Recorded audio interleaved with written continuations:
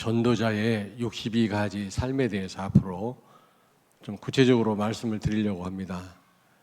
먼저 21가지 삶 같이 생각을 해보도록 하겠습니다. 이 삶이 중요하거든요. 전도의 문을 많이 열고 말씀 운동을 시작했음에도 불구하고 지속이 안 되는 분들이 있더라고요. 보면 왜 그러냐면 삶이 따라주지 않기 때문에 그렇습니다. 그러면 지속이 안 돼요. 본인도 힘들어서 못하고 상대방도 실망하니까. 복음은 복음인데 그 사람을 보면 지속하고 싶은 마음이 없는 거거든요. 그러므로 전도자의 삶이 중요합니다. 삶.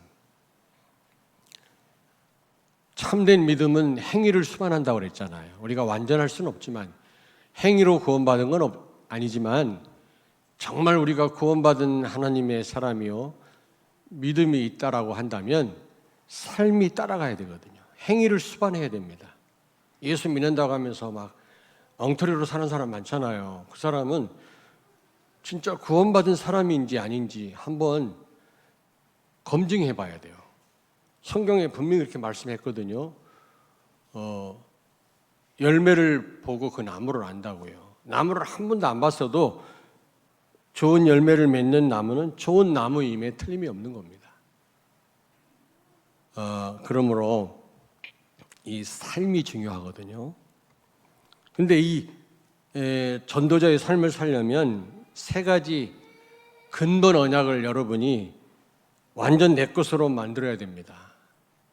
아는 것으로 끝나면 안 되고 완전 내 것으로 만들고 내가 누릴 수 있어야 되거든요.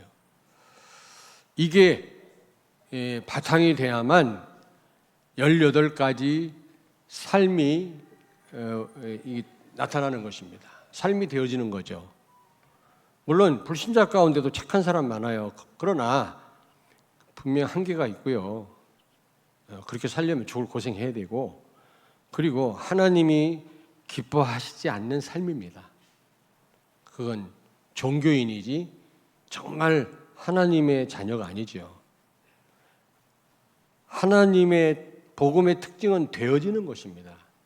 내가 애쓰고 힘쓰는 건 이미 종교예요. 그거는. 어떤 장로님 그러시더라고요. 이때까지 신앙생활을 한 거 생각해 보면 이가 갈린다고. 너무 힘들다고. 그분은 잘못 알고 있는 겁니다. 착각하고 있는 거죠. 신앙생활은 그런 게 아니에요. 되어지는 것입니다. 하나님이 하시는 거지 내 힘으로 내 노력으로 하는 거라면 그거는 종교생활이에요. 종교생활. 우리는 예수 그리스도를 제대로 알고 누리면 돼요. 맡기기만 하면 역사는 하나님이 다 하시는 것입니다. 그러므로 어려운 게 하나도 없어요. 여러분요. 신앙생활 어려운 게 하나도 없어요. 이미 어렵다. 복음을 못 깨달은 거예요. 내 방법, 내 힘으로 하고 있는 겁니다. 일이 중요한 게 아니라 복음을 누리는 게 중요합니다. 가지가 나무에 붙어 있으면 되는 열매를 맺는 거지 애쓰고 힘쓸 이유가 없는 거예요. 우리는 잘못 알고 있는 거예요. 불교 신자처럼 말이지. 이슬람 교인들처럼 하루에 몇 번씩 절을 해야 되고 막 열심히 특심히 노력해야만 된다고 생각해요. 그거는 잘못된 거예요. 그렇다고 뭐 게으르게 하라 그 말은 아니지만은 우리가 정말 이 근본 세 가지 언약을 누리면 중요한 18가지 삶이 따라와요. 전도자의 삶이 되어진다니까. 그럴 때 우리는 지속할 수가 있고 237 나라와 5천 종족을 살릴 수 있는 줄로 믿습니다. 아멘. 사실은 이 18가지 삶은 복음 누릴 때 사실은요 이 되어지는 삶이에요. 사실은요. 근데 왜 구체적으로 18가지로 이렇게 설명을 하셨느냐? 젊은 남녀가 결혼하면 애 낳고요. 특별히 육아에 대해서 배우지 않아도요 잘 키울 수 있어요. 우리 부모님들이 그렇게 키웠잖아요. 우리를요. 그 어려운 상황에서도 잘 키우셨지 않습니까? 특별한 지식이 없어도 잘 키울 수 있습니다.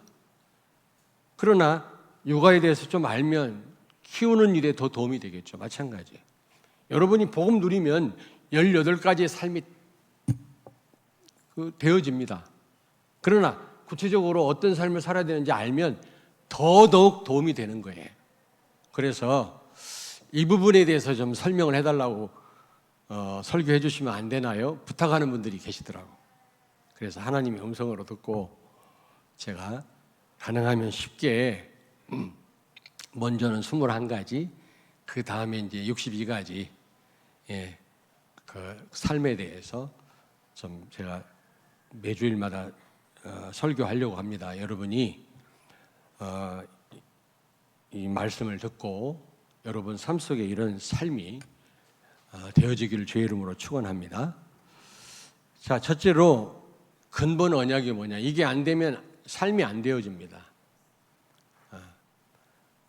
첫째로 사도행전 1장 1절 예수가 그리스도라고 하는 언약이죠.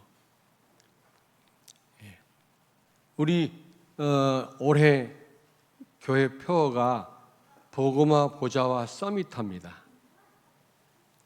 특별히 복음화. 데오빌로여 내가 먼저 쓴 글에는 지금 사도행전 1장 1절에 그렇게 이 누가가 편지 쓰고 있지 않습니까? 누가가 두 번째로 쓴 편지가 사도행전이라면 첫 번째 쓴 편지가 뭡니까? 누가예요. 다 힌트를 줬는데도 대답을 못하네. 누가입니다. 누가복음. 누가복음의 주제가 뭐예요? 예수는 그리스도다. 예수님은 왕, 제사장, 선지자 세 가지 직분을 가지고 오셔서 구약의 왕들, 제사장, 선지자들이 해결 못했던 인간의 근본 문제, 하나님 떠난 원죄와 사단과 지옥 가는 문제를 해결하신 분이시다. 그런 뜻이에요. 구약의 성취자다. 인간이 해결 못할 인간의 근본 문제를 해결하신 분이시다. 근본을 해결했단 말은 모든 문제를 끝냈단 말입니다. 아멘. 이 언약이 내 것으로 누려져야 됩니다. 지식으로 끝나면 안 돼요. 요한복음 19장 30절에 보니까 예수님이 십자가에 죽으실 때 마지막 다 이뤘다라고 말씀하셨잖아요. 직역을 하면 나는 마침표다 그런 뜻이에요. 펠레스타이란 말인데 인생의 모든 문제를 종지부 찍었다. 끝냈다 그 말이에요. 예수 안에 들어와 있는 성도들에게는 모든 문제 끝나는 줄로 믿습니다. 근데 잘 안 믿어요. 문제 만나면 막 당황하고 문제에 빠집니다. 그게 사단의 속임수예요. 여러분의 모든 문제 십자가에서 끝내는 줄로 믿습니다. 그러므로 여러분에게 있는 문제는 문제가 아니라 축복이에요. 거기에 하나님의 큰 계획이 있어요. 계획으로 보여져야지 문제로 보여지면 안 되는 것입니다. 속는 겁니다. 골로새서 2장 2절 3절에 예수 안에 모든 지혜와 모든 축복이 다 들어있느니라. 예수 그리스도로 충분한 줄로 믿습니다. 예수로 만족할 수 있어야 돼요. 예수 안에 모든 것이 다 있다 그래서 하나님이시니까 그분이 여러분과 함께 계시다면 여러분들은 다 가진 거예요. 그래서 이걸 알고 확신했던 다윗은 그렇게 사울 왕에게 쫓기는 상황에서도 여호와는 나의 목자시니 내게 부족함이 없다. 이런 고백을 할 수 있었던 겁니다. 가장 열악한 그런 상황이거든요. 3,000명의 군대가 죽이려고 따라다니는 상황에서 어떻게 해서 이런 고백을 할 수 있습니까? 하나님이 나와 함께 하시기 때문에, 모든 걸 다 가지신 그리스도가 나와 함께 계시기 때문에 내가 부족함이 없다. 진심으로 고백한 겁니다. 여러분이 이런 고백을 할 수 있다면 사단 세력이 무너질 것입니다. 맨날 없다고 그러고 불평하고 부족하다고 그러고 우리 엄마는 어떻고 우리 아빠는 어떻고 우리 가정은 왜 그럴까? 이러니까 사단이 가지고 노는 거예요, 우리를. 정말로 자유하시길 바랍니다. 예수 안에 다 있어요. 그러므로 다윗과 같은 고백을 할 수 있어야 돼요. 우리 어린 후대들이요. 예수가 그리스도이기 때문에 부족함이 없다. 있어도 되고 없어도 되고 죽어도 되고 살아도 괜찮고 건강해도 괜찮고 건강을 잃어버려도 괜찮다. 이렇게 자유할 수 있어야 된다니까. 근데 기독교인들이 그럽니까? 불신자보다 더 못하잖아요. 맨날 염려하고. 얼마나 하나님 보시기에 안타깝겠습니까, 여러분? 여러분, 예수가 그리스도라고 하는 이 언약이 믿어지지 않으면 하나님이 원하시는 18가지의 삶을 살 수가 없는 거예요.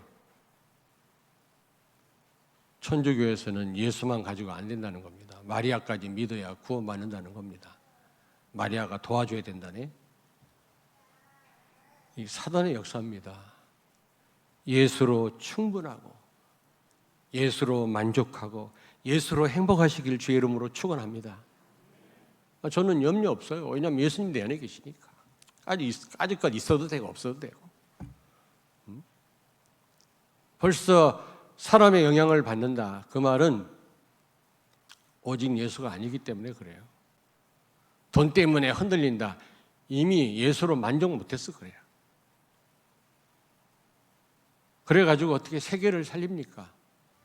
우리가 세계 살리라고 부르심을 받았는데 하나님께. 그래서 두 번째로 우리는 모든 일에 있어서 이 복음을 누려야 돼요. 모든 일에. 슬플 때도 복음을 누리고 예수는 그리스도다. 고난이 오고 문제가 와도 복음을 누릴 수 있어야 돼요. 그게 복음화입니다. 복음화.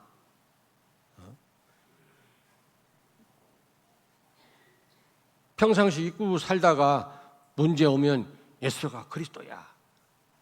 복음을 누릴 게 아니라 평상시. 근데 어떤 분은 또 잘 되면요, 자기가 뭐 잘해서 잘 된 줄 알고 또 교만합니다. 이 복음을 또 못 누립니다. 성공할수록, 평안할수록 더 복음을 누리세요. 아, 예수는 그리스도야. 하나님의 은혜야. 아멘.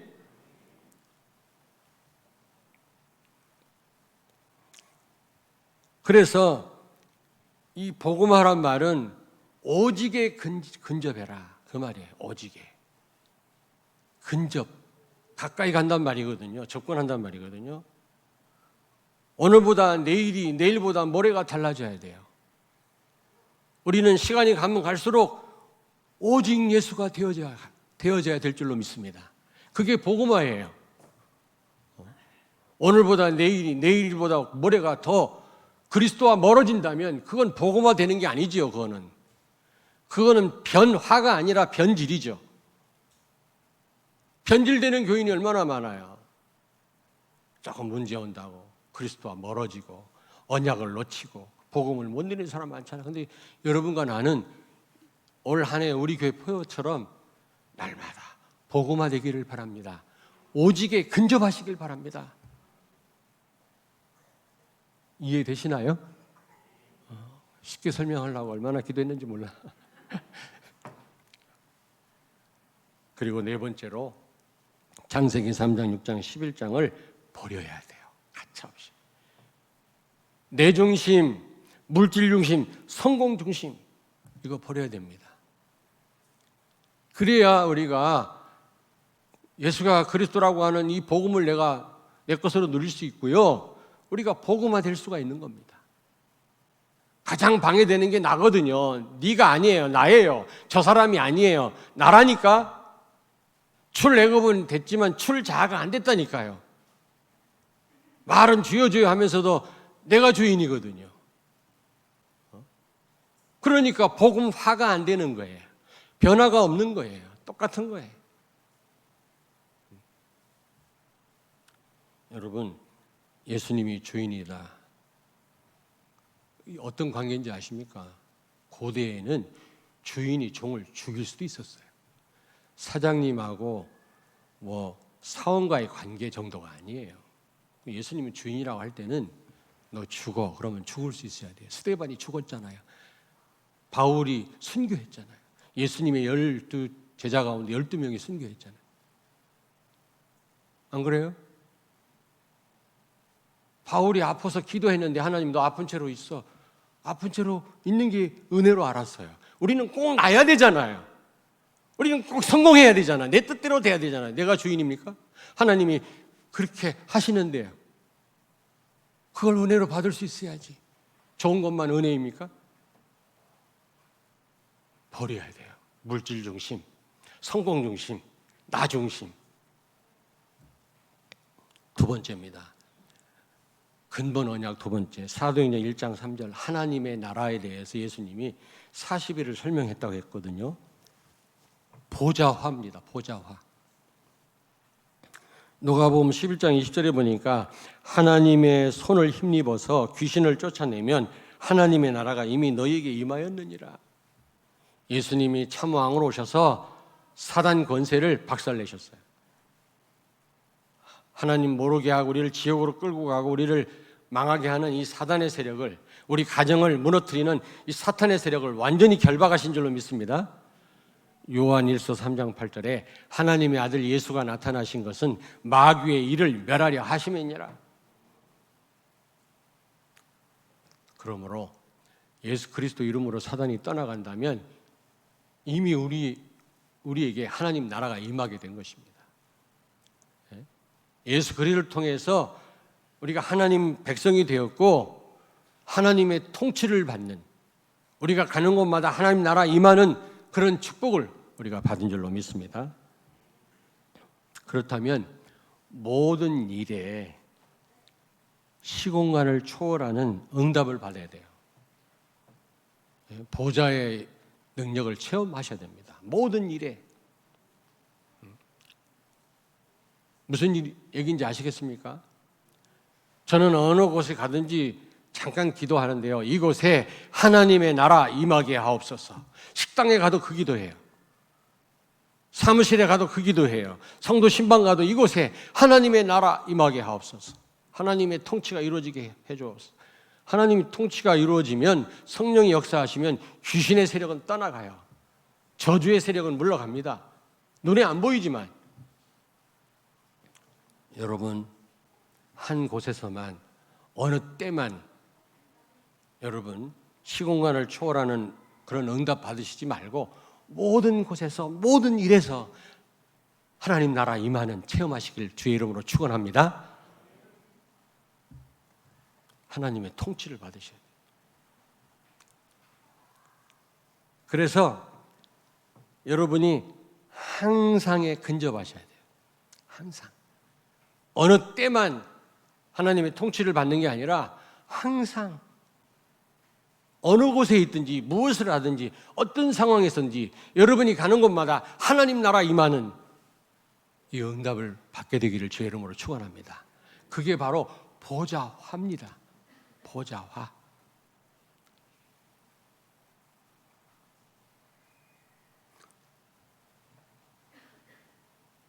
그리고 그렇게 되어질 때 내가 보좌화가 되는 거죠. 네. 보좌화. 모든 곳에서, 모든 일에 있어서, 어떤 상황에서도 내가 이 보좌의 축복을 누린다고 하는 것은 내가 보좌화가 돼 가고 있는 것이죠. 근접하고 있는 것이죠. 항상에 근접해라. 이해되십니까? 내가 만든 말인데 이해됩니까?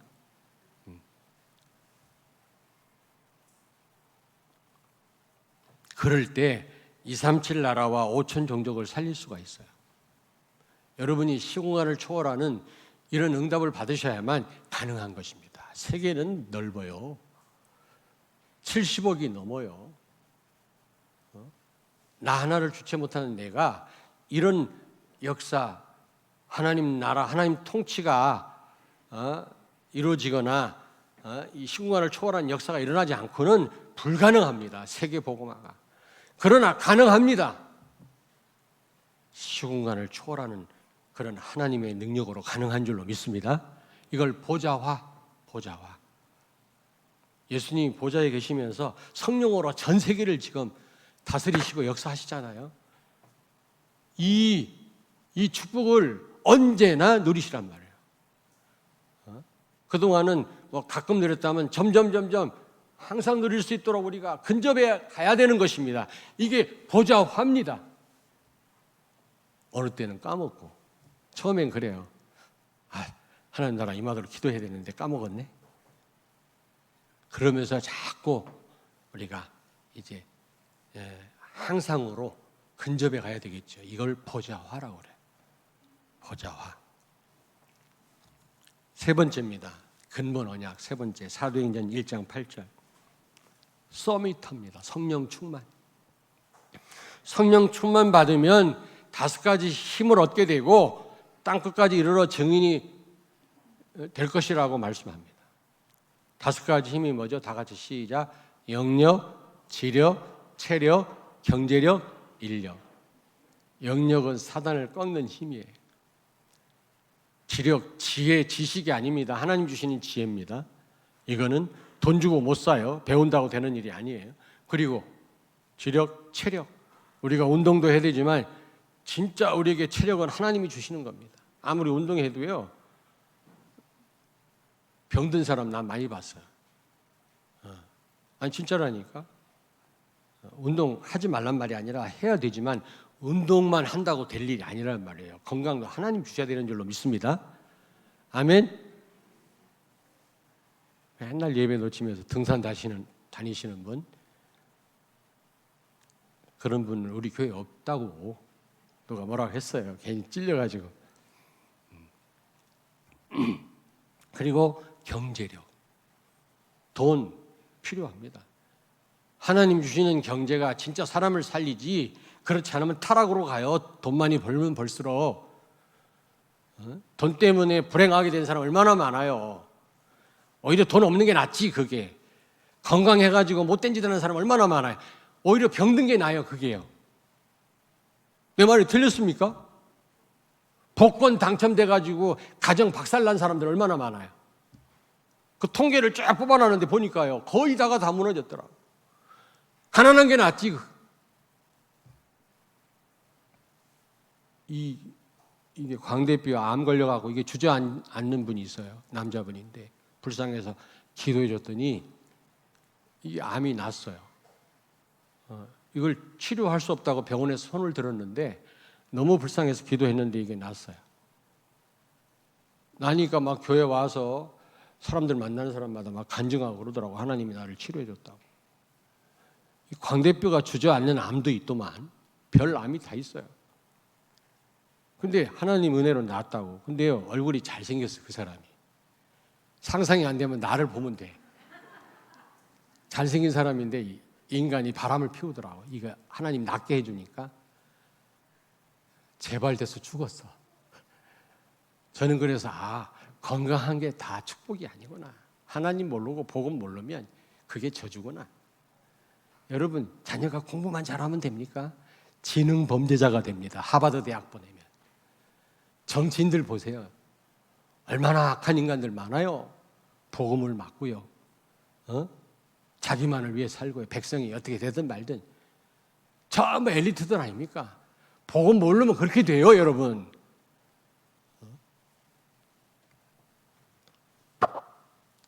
그래서 성령 충만할 때 주어지는 그 경제야말로 사람 살릴 수 있는 그런 경제가 되는 겁니다. 그리고 마지막에 인력. 이 만남이 중요하거든요. 만남. 제대로 만나야 되는데 성령 충만 받을 때 제대로 만남이 가능한 겁니다. 결혼을 앞에 두고 있는 우리 자매들, 우리 청년들, 형제들 성령 충만 받으세요.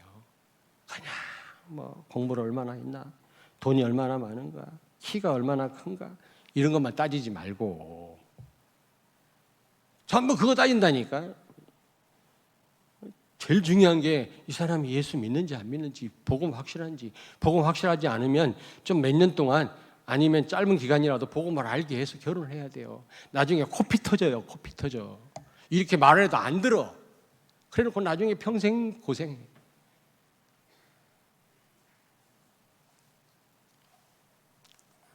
성령 충만할 때 주어지는 이 5가지 힘이 있어야만 우리는 사람을 살리고 237 나라 세계를 살릴 수 있다 그 말이에요, 여러분요. 그래서 스가랴서 4장 6절에 보니까 우리 힘으로도 안 되고 능력으로도 안 되고 하나님의 신으로 가능하다고 말씀합니다. 그렇습니다. 성령 충만할 때 우리에게 주시는 그 힘으로만 우리는 세상을 살리고 나를 살릴 수 있는 줄로 믿습니다. 아멘. 그래서 모든 일에 3서밋의 응답을 받기를 바랍니다. 그게 서밋화예요. 알겠습니까? 서밋화. 모든 일에 있어서 어떤 일에만 말고 모든 일에 있어서 모든 삶에서 3서밋의 응답을 받으시라. 3서밋이 뭡니까? 영적 서밋. 성령으로 충만한 겁니다. 그럼 여러분 기능에 서밋의 응답을 받아요.